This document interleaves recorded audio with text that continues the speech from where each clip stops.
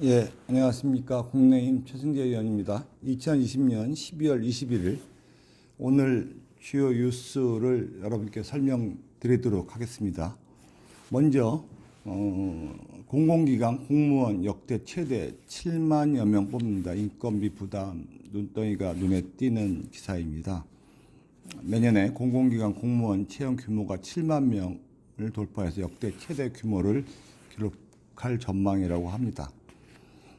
급증하는 인건비에 장기적으로 공무원 연금 부담까지 눈덩이처럼 커질 수밖에 없다는 점에서 재정 악화를 우려하는 목소리가 높다 할 수 있습니다.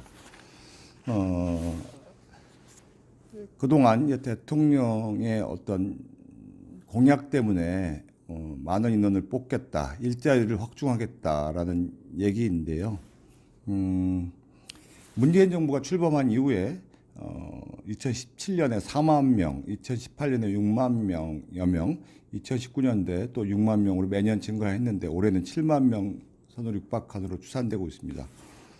정부가 공공부문에서 청년 고용 확대를 기조를 분명히 한 만큼 내년에 신규 채용 규모가 7만 명을 넘어서는 것이 확실히 됐는데 구체적인 공무원 공공기관 채용 규모 계획은 이르면 다음 달에 확정되는 것으로 나옵니다.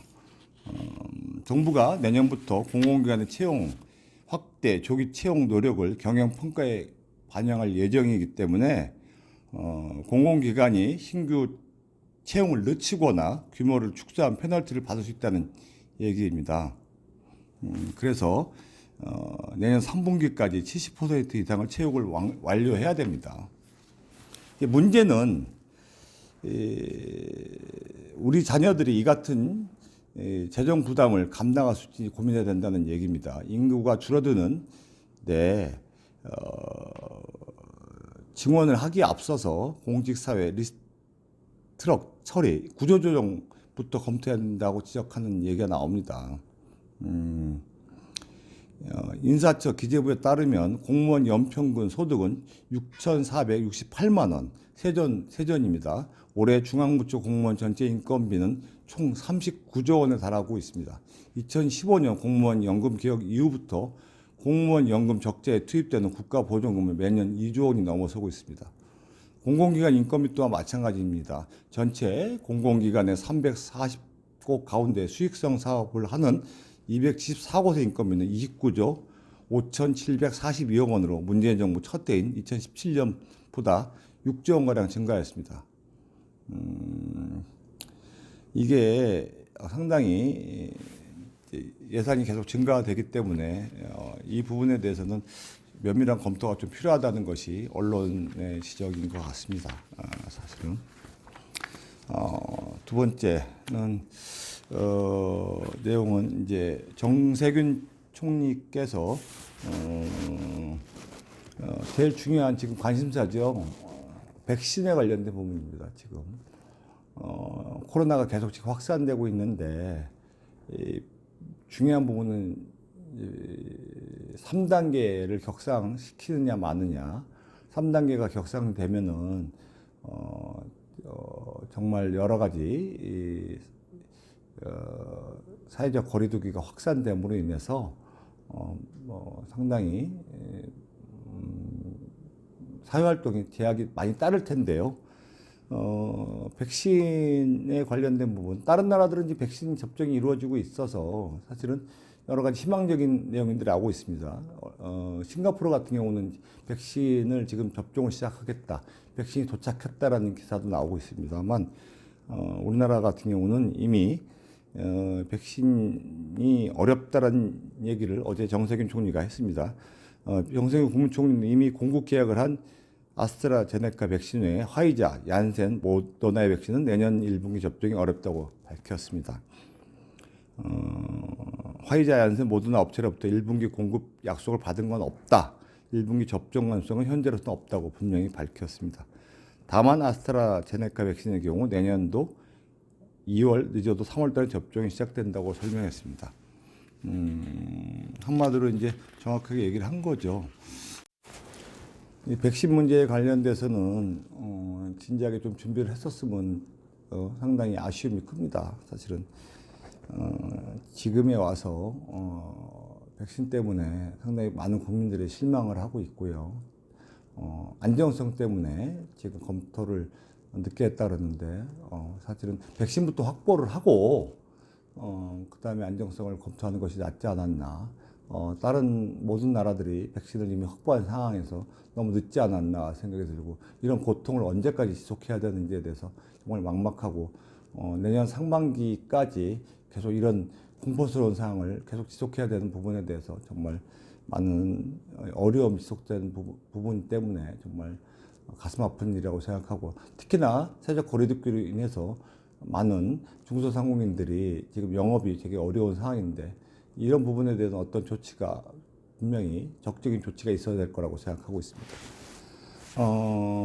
또 지금 3차 재난지원금의 임대료 지원 검토라는 내용이 지금 나오고 있는데, 얼마 전에 임대료의 멈춤법이 나왔는데, 사실 임대료 멈춤법이 이제 이 건물주한테만 지금 부담을 준다라는 부분에서 이 문제가 생겨서 사실은 쉽지 않은 얘기죠. 사실은 법률적으로도 문제가 있어서 3차 재난지원금에 소상공인 자영업자 임대료 용도에 직접 지원금을 포함하는 내용이 검토 중이라는 얘기가 나옵니다. 그래서 3차 재난지원금 규모가 4조 원을 넘어설 거라는 예상된다는 얘기가 나왔는데,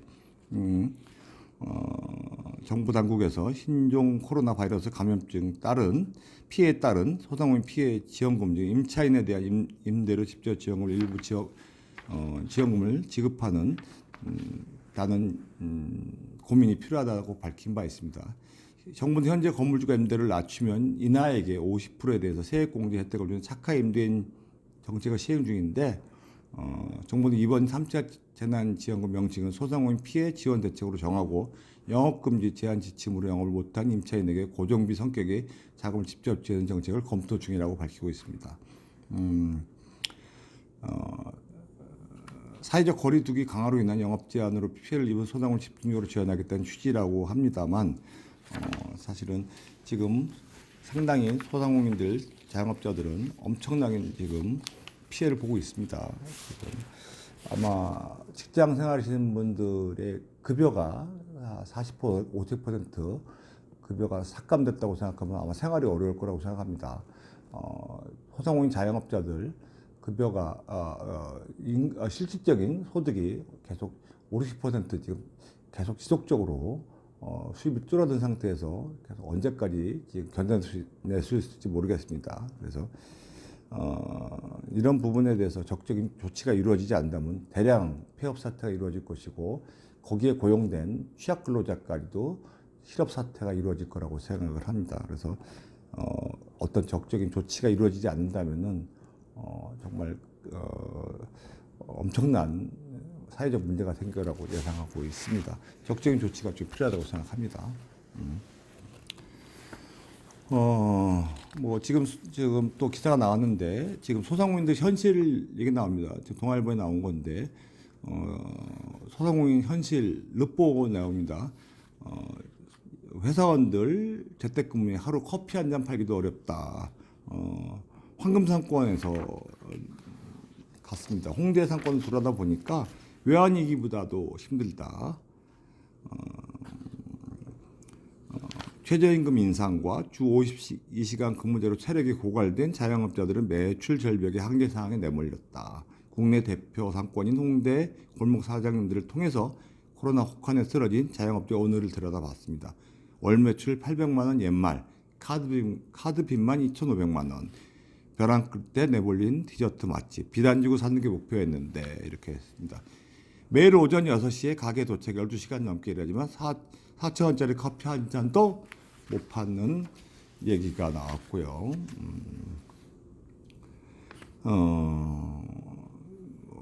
관련된 내용들을 지금 르포 형식으로 했습니다. 그래서 내용을 보니까 최저임금 인상가 인상될 때마다 직원들은 한 명씩 줄일 수밖에 없었고요. 그동안 그렇게 해서 해마다 직원 한 명씩을 내려다 보니까 올해는 혼자가 됐었고요. 근무 시간은 하루 5시간에서 14시간으로 늘 수밖에 없었다라는 얘기가 나오고요.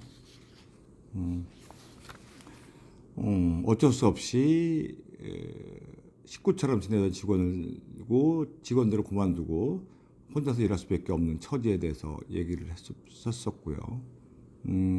투잡을 뛰는 사연도 나오고 있습니다. 월세와 유지비를 감당하지 못해서 부모님을 드리던 생활비까지 끊는 가슴 아픈 얘기도 나오고 있습니다. 매일 소주 한 잔을 기울일 수밖에 없는 가슴 아픈 사연도 나오고 있고요. 가게를 접고 폐업을 하는 얘기도 나왔었고요. 월세 때문에 가게를 하고 빚더미에 오른 사장님 얘기도 나오고요.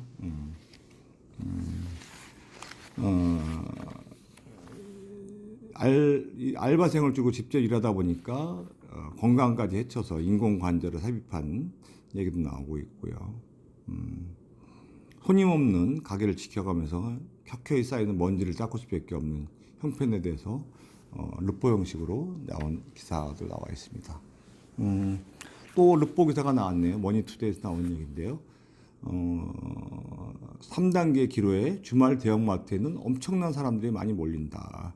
사람이 많아 무서울 지경 정도라는 얘기 나오고 있네요. 대형마트 계산대에 계산을 기다리는 손님들이 길게 줄을 서 있다라는 얘기 나옵니다. 재고 물품이 동나는 사재기 현상은 찾기 힘들었지만 그래도 쇼핑을 하러 나온 인파로 북적였다라는 얘기고요. 10분 정도 기다려서 겨우 계산을 끝냈다는 얘기가 나오고 있고요. 인파가 많은 것도 있지만 고객단 구매 품목이 많아서 계산이 늦어지는 경향이 많다는 얘기가 나오고 있습니다. 사람들이 거리두기 3단계를 할 것 같으니까 외출을 삼가고 집에서 끼니를 해결하라고 먹거리를 평소보다 더 많이 구매하는 것 같다라는 얘기가 있고요. 현재 식료품 매출이 예년보다 크게 늘었다라는 얘기가 나오고 있고요. 사회적 거리두기로 재택근무 및 학교를 휴교를 해서 집밥을 먹는 인구가 증가해서 생필품 및 식품 매출이 증가했다는 얘기가 나오고 있고요. 정부가 가장 높은 수준의 사회적 거리두기 3단계 격상을 조심스레 검토 중이라는 기사가 나오다 보니까 아무래도 그런 것 같다라는 얘기가 나오고 있습니다. 일반 식당들에 비해서 밀집도가 상당히 높아서 위험성이 높아 보이고요. 그 대형마트의 먹거리 푸드코트에서는 엄청나게 사람들이 몰려서 식당보다도 훨씬 더 위험하고 너무 많아서 무서운 느낌까지 든다라는 얘기가 나오고 있고 사회적 거리두기를 지킬 수 있도록 감시 인력 등이 필요해 보이지 않나라는 기사도 나오고 있습니다. 또 한 가지 연합뉴스에 나온 얘기인데요. 박능우 장관이 3단계 없이 확산세 꺾어야 격상에도 록다운 고려 안 한다는 얘기 있습니다. 국민들 3단계 실상 인식을 해달라. 격상에도 생필품 구매 등 일상생활 자체는 유지하도록 반드시 고려하겠다는 얘기입니다. 사회적 경제적 피해를 우려하여 신중한 기조를 유지하고 있다는 얘기고 있고요. 우리 경제에 파급 효과가 크고 피할 수만 있다면 반드시 피하는 상태를 상징하고 있다는 얘기고요. 그래서 서비스뿐만 아니라 생산을 하는 제조업 분야도 일정 부분 멈추는 포함되어 있다. 3단계 격상시 파장을 거론했다라는 얘기입니다. 그래서 이렇게 지금 정부가 3단계를 안 하고 계속 한다는 얘기가 나오고 있는데 이 정도라면은 진작에 과거에 이렇게 만연한 그 집회하고 이렇게 막 엄청 할 때 그때 좀 정부가 적극적으로 집회 같은 건 좀 왜 안 막았는지 참 궁금합니다. 그래서 적극적으로 집회가 좀 막고 그랬을 때 그때는 왜 그렇게 안이하게 대처했는지 좀 궁금합니다. 또 이제 지금 또 중대재해법 이번 주 쟁점한다라는 얘기입니다. 그래서 이번에 이제 안전조치 의무를 위반해 인명피해를 일으킨 사업주를 처벌하는 중대재해기업처벌법, 중대재해법이 임시국회 쟁점법 중에 하나죠. 21대 정의당이 국회 당론 1호법으로 발의한 6개월 지나서 더불어민주당 의원총회를 통해서 내년 1월 8일까지 임시국회 내에 처리하기로 뜻을 모았죠. 이번에 이제 처리될 것 같다는 얘기 나오는데 이게 지난번에 말씀드렸지만 여러 가지 쟁점이 좀 있습니다. 이제 이제 광범위한 처벌 대상을 조정을 하지 않으면은 잘못하면 이제 이 다중이용 시설에 대한 재 범위에 포함되어 있는 목욕탕, 노래방 같은 자영업자들이 이제 잘못하면 과잉입법 처벌돼서 과잉입법이 될 수 있다는 우려가 의원들 사이에서 나오고 있습니다. 가뜩이나 코로나19로 상황으로 영세 자영업들의 큰 부담을 지게 되는 것이 아니냐는 지적이 나오고 있습니다. 큰 틀에서 자영업자, 소상공인 업종을 제외하자는 방향으로 가지 않는다면은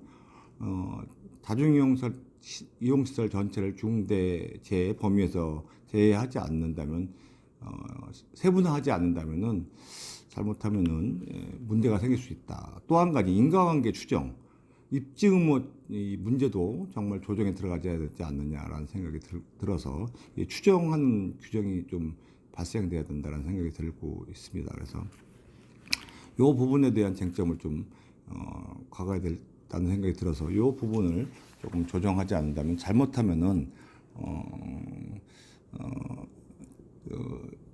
다중이용업자인 소상공인들이 큰 문제가 생길 수 있다라는 부분 때문에 요거를 좀 소상공인 입장에서 한번 역할을 좀 조정할 수 있는 부분이 좀 필요하다고 생각합니다. 또 한 가지는